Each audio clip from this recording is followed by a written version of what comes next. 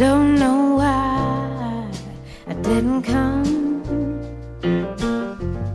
I left you by the house of fun.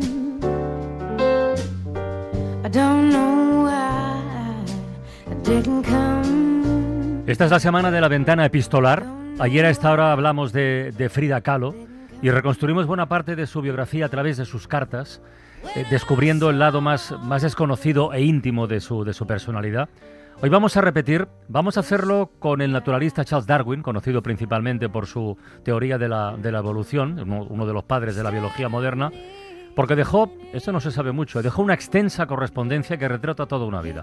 Un proyecto, de hecho, de la Universidad de Cambridge, llamado Darwin Correspondence Project, está recuperando e investigando buena parte de este material. Así que hoy, en La Ventana, buceamos en la vida de Darwin a partir de las cartografías.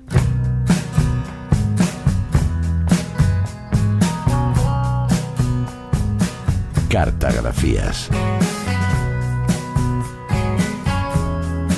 Historias por correspondencia con Laura Piñero.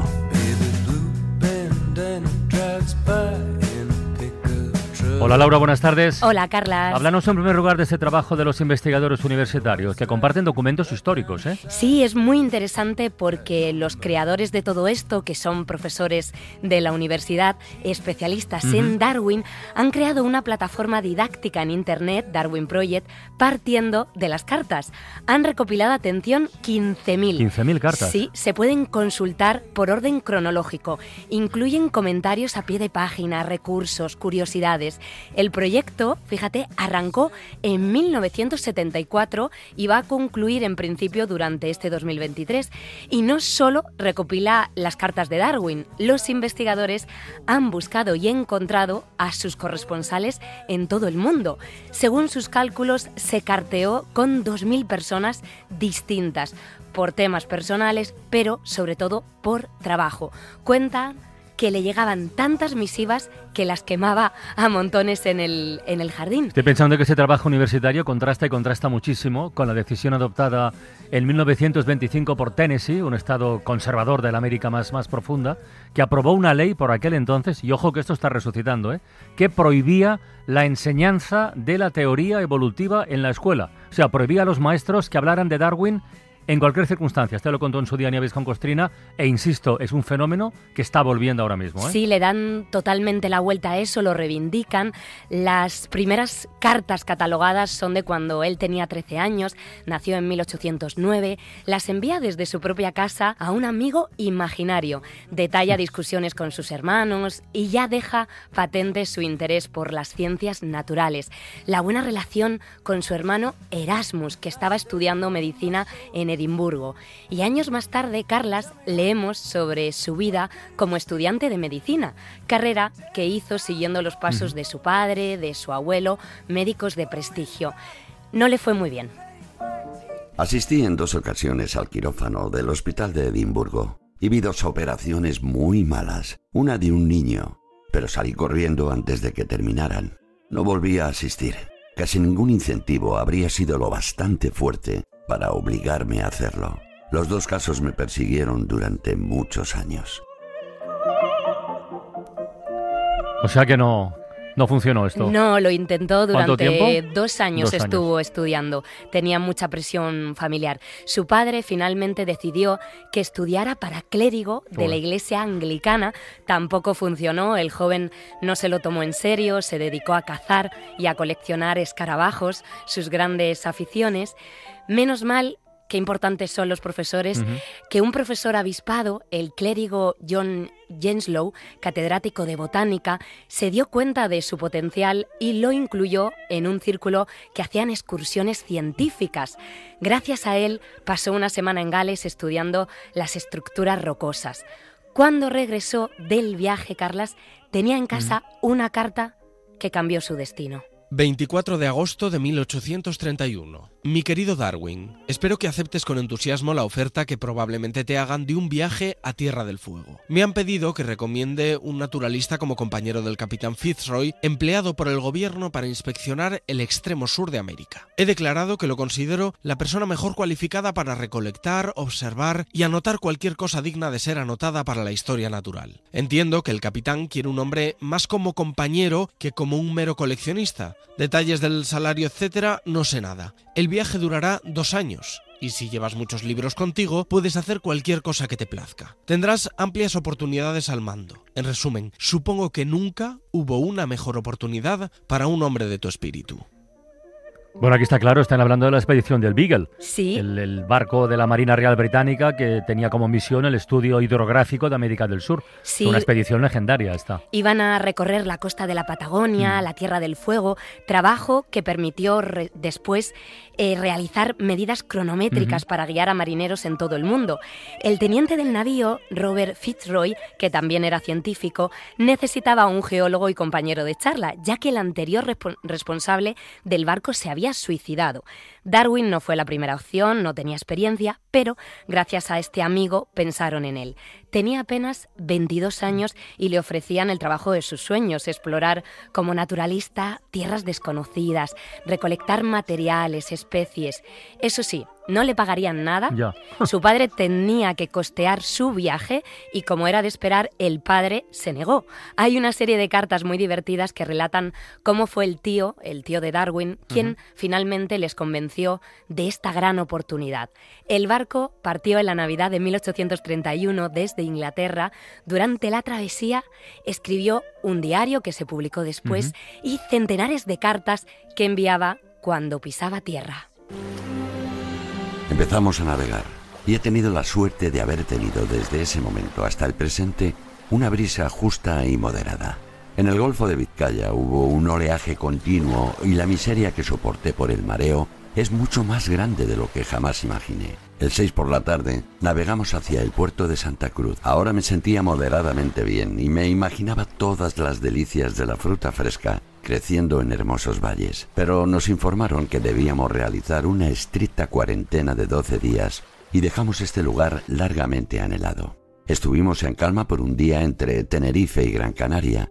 La vista era gloriosa. El pico de Tenerife se veía entre las nubes como otro mundo. Tenía una red en la popa del barco que atrapó un gran número de animales curiosos. En la cubierta el clima era tan agradable y claro que el cielo y agua juntos formaron un cuadro. Estoy muy ocupado en este negocio, que es a la vez un deber y un gran placer. Puede imaginar el placer de pasear bajo nueces de cacao, en un matorral de plátanos y plantas de café y un sinfín de flores silvestres. Para mi sorpresa, un barco es un sitio cómodo para todo tipo de trabajos. Si no fuera por los mareos, todo el mundo sería marinero. Bueno, pero sí que al final, aquel 6 de enero de 1832, no pudieron desembarcar en Tenerife. Y eso que era un destino que a Darwin le provocaba, acabamos de escuchar, muchísima curiosidad, ¿no? Tenía mucho interés en esto. Sí, decía que era uno de los lugares más interesantes del mundo. Hace un tiempo, por cierto, su bisnieta sí que pisó la isla en un viaje que emuló la aventura del científico. Aquel barco tenía los equipos más sofisticados de la época. Llevaban 20 cronómetros, una gran biblioteca. En las cartas vamos conociendo a los miembros de la tripulación, al sirviente de Darwin que le acompañaba en sus expediciones en tierra, a un artista que pintaba los paisajes y a 3 indígenas, Carlas, que habían sido capturados en el primer viaje y que los devolvían a casa tras educarlos en sus costumbres. Pero entre todos los tripulantes destaca Fitzroy, el comandante, que tenía un carácter complicado. Tuvieron varias peleas y la pelea más fuerte tuvo lugar cuando Darwin manifestó su rechazo a la esclavitud. Al comienzo del viaje, por ejemplo, en la localidad brasileña de Bahía, defendió y eligió la esclavitud, que a mí me parecía abominable, y me dijo que acababa de visitar a un gran propietario de esclavos que, tras convocar a muchos de ellos, les había preguntado si eran felices y deseaban ser libres, a los que todos habían respondido con un no. Yo le pregunté, quizá con cierta sorna, si pensaba que las respuestas dadas por unos esclavos en presencia de su dueño tenían algún valor. Esto lo sacó de quicio y me dijo que, si dudaba de su palabra, no podríamos seguir viviendo juntos. Pensé que se me obligaría a dejar el barco.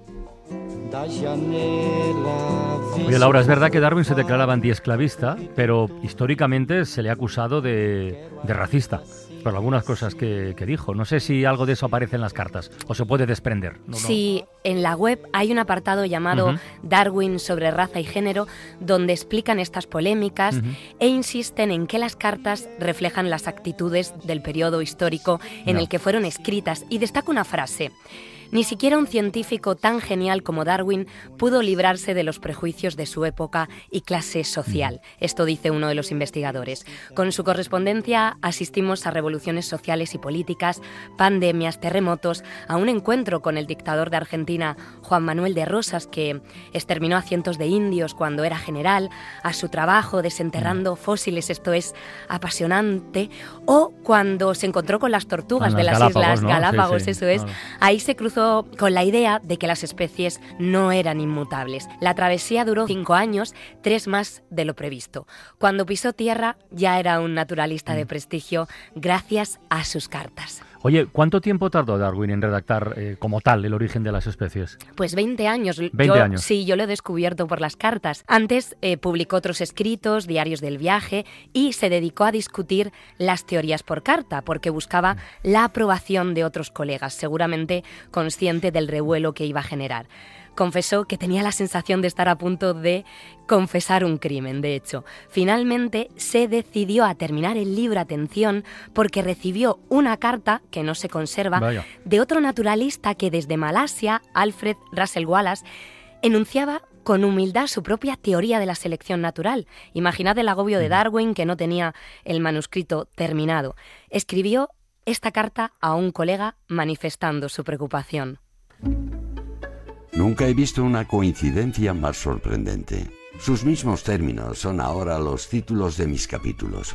Wallace no dice nada de publicarlo, pero como yo no había pensado sacar a la luz resumen alguno, ¿puedo hacerlo honradamente, aunque Wallace me haya enviado un esquema de su doctrina? Preferiría quemar mi libro antes que él u otro pensara que he obrado indignamente. He escrito esta carta lleno de tristeza.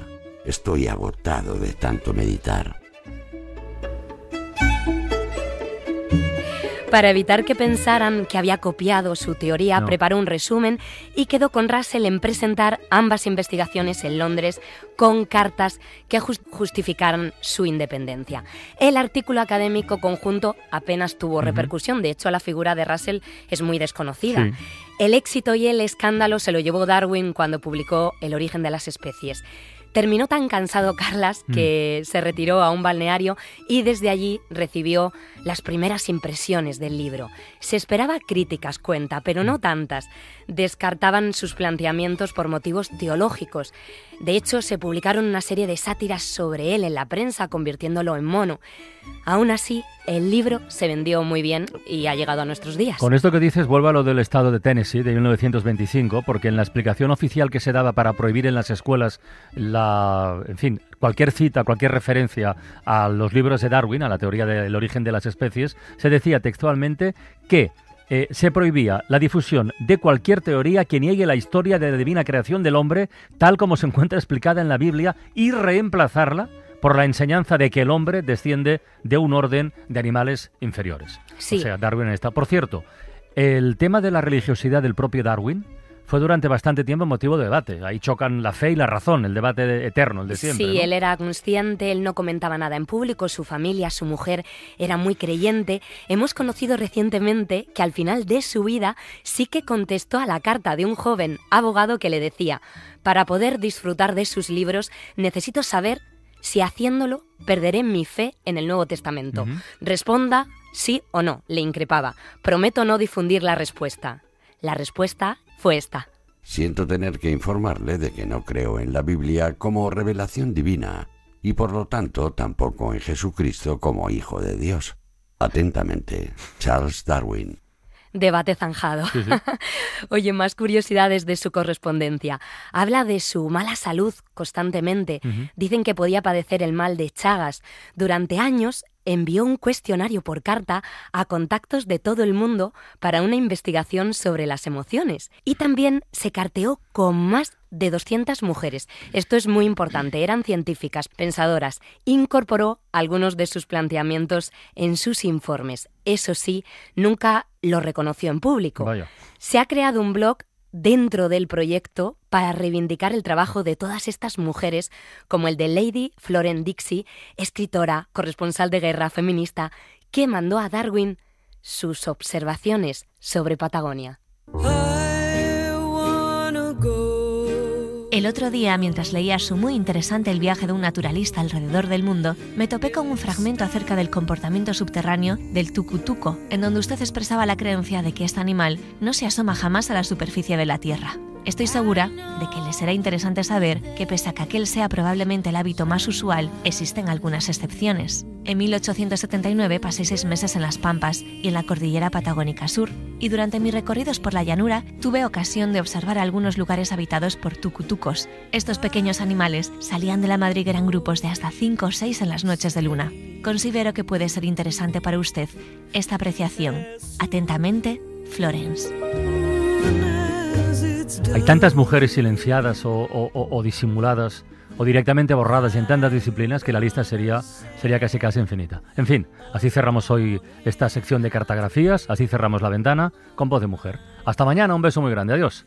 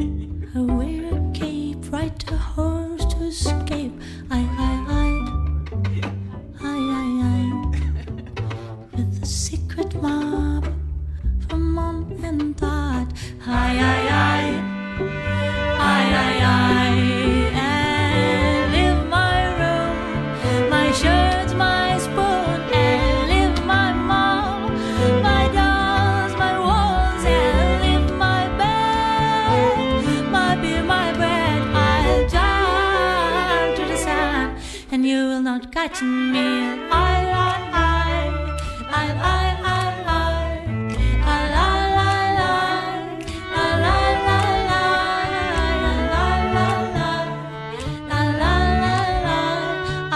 jump to the sun, and you will not catch me.